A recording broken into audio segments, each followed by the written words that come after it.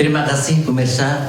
Saya masih ingat pada waktu ada orang-orang sepuh pernah berbicara dengan saya.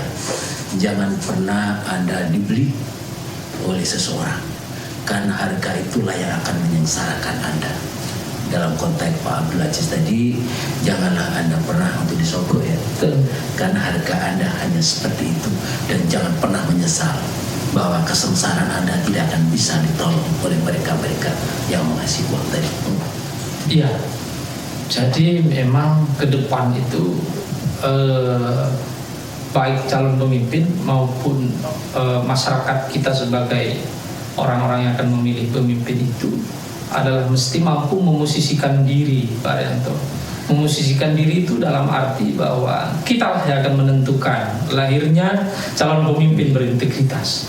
Karena kita yang akan menentukan, maka kita ini harus mampu menempatkan bahwa satu, saya tak berharap sesuatu dari calon pemimpin, karena saya ingin bahwa ia menjadi pemimpin adalah menjadi wakil-wakil saya di kemudian hari. Wakil-wakil kami semua, wakil-wakil kita semua, kan begitu.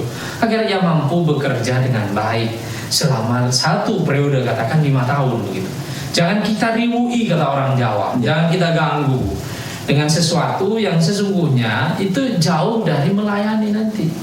Nah, kalau pemimpin yang kemudian kita pilih dengan transaksional misalnya, dengan kita harap sesuatu kita diberi oleh calon-calon pemimpin ini, maka ia tidak akan pernah memikirkan rakyat. Ya, apalagi saya katakan tadi para orang-orang tua kita mengatakan, nah, kalau kamu sudah dibeli itu ya bagaikan kamu menjadi budak mereka. Betul. Jangan disalahkan kalau Anda tidak bisa makan. Betul. Karena apa? Pemimpin tadi sudah membeli Anda.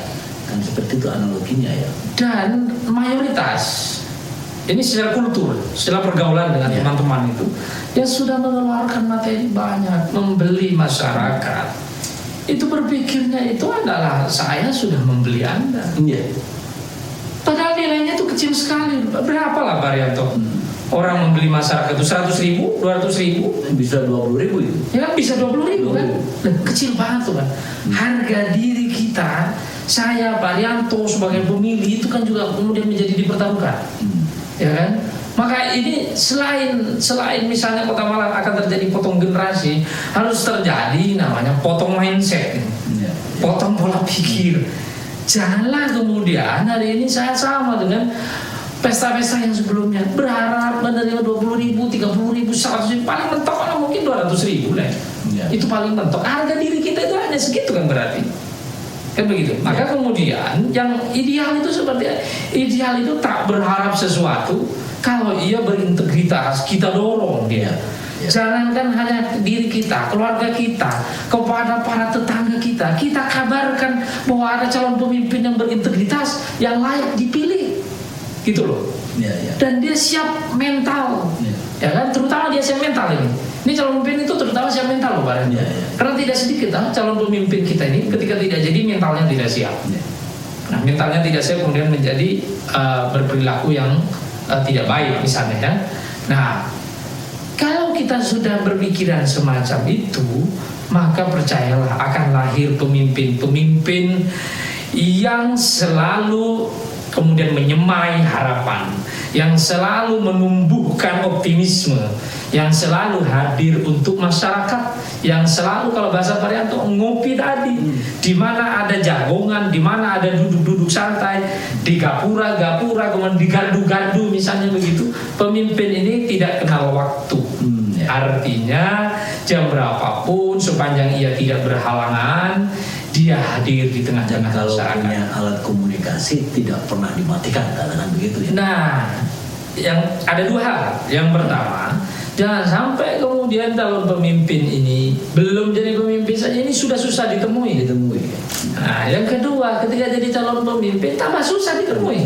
HP-nya dimatikan, nomornya ganti, dan seterusnya. Bahkan saya mendengar saya duduk-duduk dengan para pedagang nasi goreng ya, malam-malam jam 11 malam gitu Pak Rianto, saya tanya itu, wakil Anda bagaimana ini selama ini? Aduh, susah sekali ditemui Pak. 3-4 kali kita datang ke rumahnya, katanya harus bikin janji dulu dengan Bapak. Nah, inilah yang saya sebut calon pemimpin atau seorang pemimpin yang duduk di singgasana. Dia tidak ingin mengerti kondisi real masyarakatnya, sekedar menyapa masyarakatnya. Nah, inilah tantangan tentu memang bagi kita, dan kita harus terus tidak berhenti mendorong agar kita semua, terutama pemilih ini kan, rakyat itu kan diibaratkan Tuhan. Suara rakyat, suara Tuhan.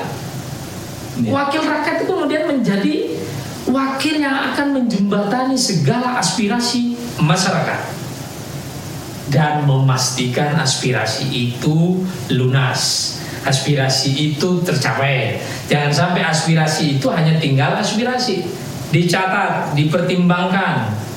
Nah, jangan sampai hanya seperti itu. Dia harus gagah dong, aspirasi itu harus dilaksanakan. Mulai misalnya bagaimana di tempat itu pembangunan jalan, pembangunan jembatan, pembangunan HIPAM misalnya ya.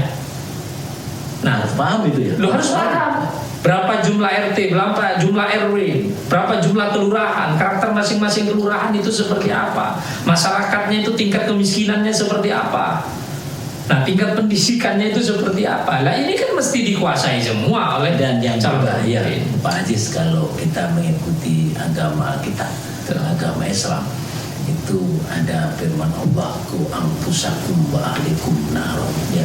Jadi jaga dirimu dulu.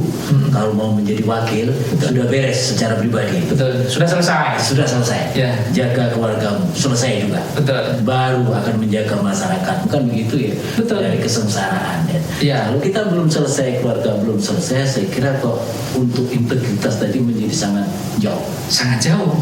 Jadi memang harus ada keselarasan ya, memang keseimbangan. Hidup itu kan keseimbangan Ya. kalian tuh.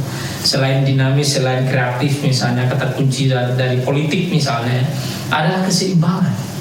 Jadi kalau kita ini sudah akan memantaskan diri, mematutkan diri menjadi calon pemimpin, maka ia harus selesai dengan dirinya sendiri. Abraham Maslow, psikolog kenamaan, itu juga akan menyimpulkan itu. Satu, dia harus selesai dengan perutnya, Ya. harus selesai dengan yang disebut dengan teori need, kebutuhan, itu harus selesai itu. Nah, kalau ini tidak selesai, ini menjadi persoalan. Jangan-jangan ini menganggap profesi baru. Nah, kalau dianggap profesi baru, Pak Yanto, ya inilah awal bahwa adanya sama dengan tidak adanya. Dia menjadi wakil rakyat di situ sama dengan kita tidak punya wakil rakyat di situ. Orang pondok pesantren bilang wujuduhu ka'adamihi, adanya sama dengan tidak adanya. Nah, buat apa kita ini? Orang yang tidak pernah diperhitungkan, adanya hanya dihitung. Adanya hanya di Hanya dihitung. Pak Aziz, Ya. rupanya waktu juga yang harus memisahkan kita. Saya minta kepada Pak Aziz untuk masyarakat kita, Ya. Kota Malang khususnya, bagaimana kita bersikap dalam melihat pemimpin di masa depan, apa yang harus dipertimbangkan. Oh, kamera sana. Ya. Saya ingin sore ini adalah mengajak bersama-sama kepada masyarakat bahwa pesta demokrasi yang akan melahirkan calon pemimpin pada level daerah, wilayah hingga ke pusat, DPRD kota, kabupaten, DPRD provinsi, DPR RI, DPD RI, presiden dan wakil presiden adalah betul-betul bagaimana kita selektif memilih calon pemimpin. Selektif itu adalah dimulai dari memahami rekam jejak dari calon pemimpin kita ini. Mudah saja sebenarnya untuk diketahui. Kita bisa bertanya kepada tokoh-tokoh masyarakat yang ada di sekitar kita. Kita bisa bertanya kepada kepala desa, kepada Pak Lurah kita, teman-teman kita. Bahkan kalau yang memiliki kemampuan untuk mengecek pada gadget misalnya atau Google misalnya, itu gampang sekali. Tinggal diketik misalnya siapa, begitu maka dia akan muncul rekam jejak seseorang. Yang pertama. Yang kedua adalah bagaimana kita tidak lagi berharap. Kita ingin kualitas demokrasi kita ini menjadi lebih baik. Kita tidak ingin ada money politik, apalagi jual beli suara. Nah, kita semua harus bisa menempatkan diri menjadi orang yang tidak dapat dibeli oleh siapapun. Karena kalau kita sudah mampu dibeli, maka disitulah harga diri kita, dan kita tidak akan mendapatkan pemimpin yang berkualitas, pemimpin yang berintegritas, yang pada akhirnya itu akan membawa aspirasi kita kepada tempat yang betul-betul diharapkan menjadi lebih baik di masa yang akan datang. Terima kasih. atas kehadirannya Pak Aziz ya. Masya Allah. Lain kali kita akan berbicara lagi berkaitan dengan bagaimana pemimpin integritas. Mungkin juga ada teman-teman lagi yang akan berbicara karena ini adalah waktunya kita memberikan alternatif kepada masyarakat. Sekali lagi Pak Aziz kehadirannya Sama-sama. terima kasih. Pemirsa, demikian tadi bincang-bincang kita. Terima kasih Anda telah mengikuti tamu kita. Semoga ada manfaatnya bersama UBTV Aktif dan Kreatif. Saya Rianto, peserta Guru UBTV mengucapkan terima kasih atas perhatian Anda. Sampai jumpa.